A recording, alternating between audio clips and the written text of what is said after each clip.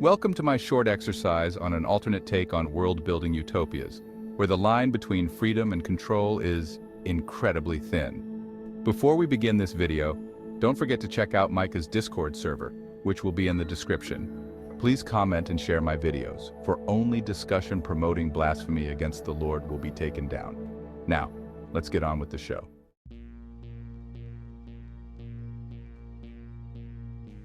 What once were mere conspiracy theorists and independent thinkers have slowly gained power during the 2000s, 2010s, and 2020s. A group of esoteric scholars and thinkers, whose ultimate goal was to save the world from Illuminati control, slowly took hold within isolated regions throughout the world.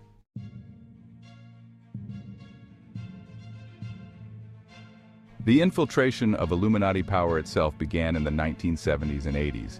But it truly took hold in 2026 with the successful assassinations of several major world leaders. However, upon the success of this revolution, a major debate emerged. What do we do with the remainder of Earth? A few believed that it was time for the world's governments to reveal everything to the masses, showing them exactly what is going on and breaking their chains. A separate few wanted to be the new Illuminati, assuming the exact type of power structure as the former. However, a third group emerged, one establishing a tenuous compromise among the factions that have cooped the New World Order. This compromise would grant people truth and freedom, but only after it is earned and properly sought for.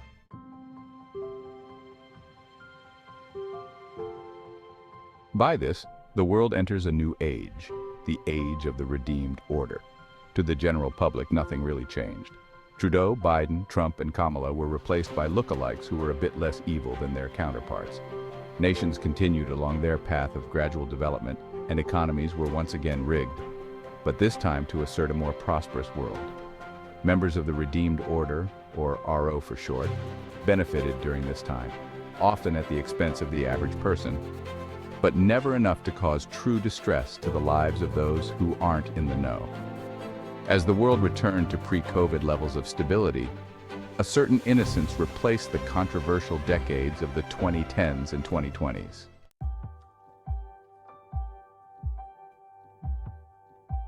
The Redemption Forum, established in 2030 in the frozen north of Siberia, was held to determine the directive of the Redeemed Order.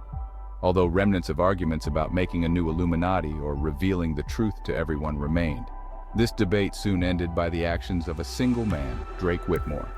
His argument was simple, but it resonated throughout the conference of independent thinkers. He argued that the overwhelming majority are willing to believe in anything except the truth, leading them to push independent thinkers and sovereign individuals to the fringes of society, regardless of Illuminati development. For this reason, the Redeemed Order must operate in secret, never revealing their true power or intention. It is not the successor to the New World Order, but instead, the force that overpowered it for the purposes of protecting true sovereign individuals from the wishes of the overwhelming majority and brainwashed crowd. Essentially, it is the ultimate faction supporting the greater good, fighting against both the tyranny of the few and the majority. As decades continued and the world became more prosperous, a few supranational entities gained power over the world.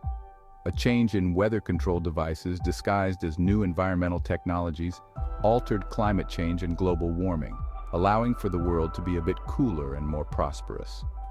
Broader civilizational entities were established, such as a stronger Russian Federation and European Union, with the occasional minor conflict preventing too much suspicion. Wars would always happen regardless of influence, but under the Redeemed Order, they existed under a controlled environment.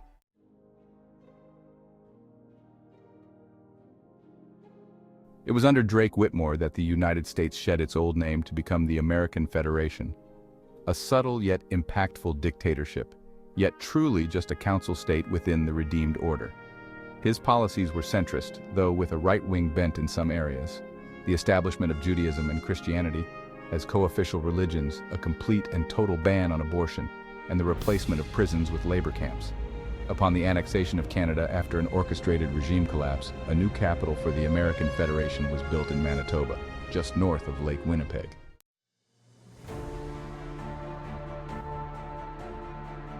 This city was known as Rashut, named authority in Hebrew and designed to be an imperial metropolis. It was constructed in a grand architectural style, seamlessly integrating elements from around the world while asserting his authority. The Rashut Metro, created underground, served the dual purposes of protecting the city from the cold of northern Manitoba and the establishment of a well-designed public transport system. This city was made to be car-friendly, but not car-dependent, ensuring environmental sustainability while granting individuals personal freedom. Beyond this, a wide variety of attractions emerged throughout the city, free for everyone to enjoy. These attractions are diverse but similar, from the Sarasota Greenhouse, creating a subtropical environment even in the winter cold, to the Seven Laws Synagogue, a respected temple dedicated to the worship of God without compromising on core Jewish doctrine, by allowing the entry of so-called Reform Jews.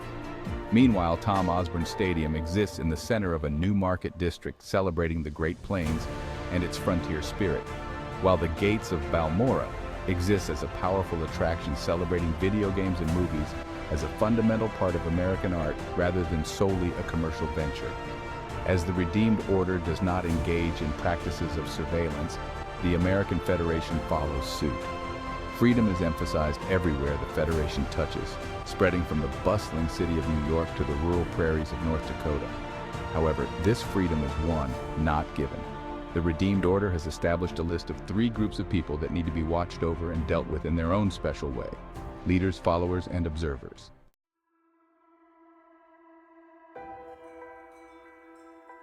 They find these groups from a very early age, starting in the nation's complex and intriguing education system. At first glance, it's a reformed and improved version of our current education system. School begins at 6:30 every morning without fail, preparing students for an hour-long gym session before classes start. During the morning, students learn core subjects, reading, writing, and arithmetic, to make sure that they can become good citizens. They also learn practical subjects such as how to file taxes, vote in elections that don't matter, navigate the economy, and handle bureaucracy. Meals within school are fairly cheap and healthy, offering a wide variety of choices while eliminating non-kosher food. Other improvements are also very clear to the gullible observer. In this school, homework is almost entirely eliminated and detention becomes non-existent. The only time in which homework is done is if the student is acting up in class, leading to an immediate positive feedback loop between students and parents. The use of short school hours during the school day, from 6:30 a.m. to 1 p.m., allows students ample time with their families, while the existence of trade schools allows students to forge their own career path. For this reason, America's education system is the best in the world and a model to be followed everywhere else. However, that only peels the first layer of the education system, as the second layer exists with the establishment of afternoon wellness classes during high school years, raising the length of the school day from 6 hours to 10.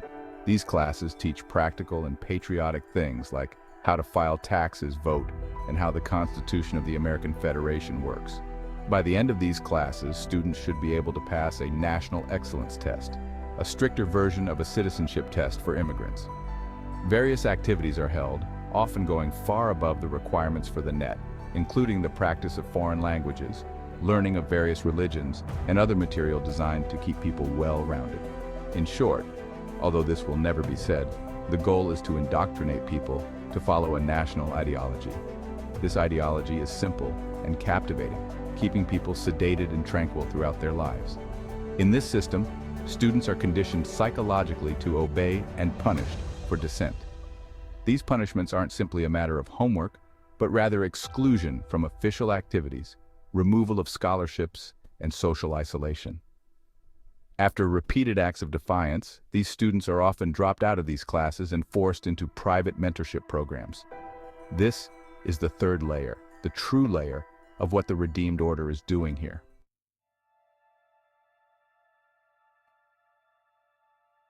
People are separated into 3 groups, and their place in said groups will determine the rest of their lives. First, we have those who agree with the national ideology without truly believing in it, headstrong and ambitious in their search for personal gain. They are deemed leaders and sent down a path of illusory power in which they truly believe that they're in charge. Next, we have those who blindly follow and obey, content to be obedient followers and NPCs. They are given roles as workers. However, those who defy, either openly or silently, are deemed observers. They are placed out of the indoctrinating environments of the public school system and into environments better suited for them, emphasizing individuality and mental stability. Through this, they become masters of their own lives and destinies, eventually realizing that their so-called punishments are, in fact, rewards. They are fast-tracked into positions of power, offered either places within the redeemed order itself, if they're ambitious, or the ability to choose their own career path, living lives of luxury while the rest are content with mediocrity. This way, the few remaining sovereign individuals have a chance to do what's right and fight on against the tide of the world. This process must remain highly secretive, as if the masses know the entire project would fail.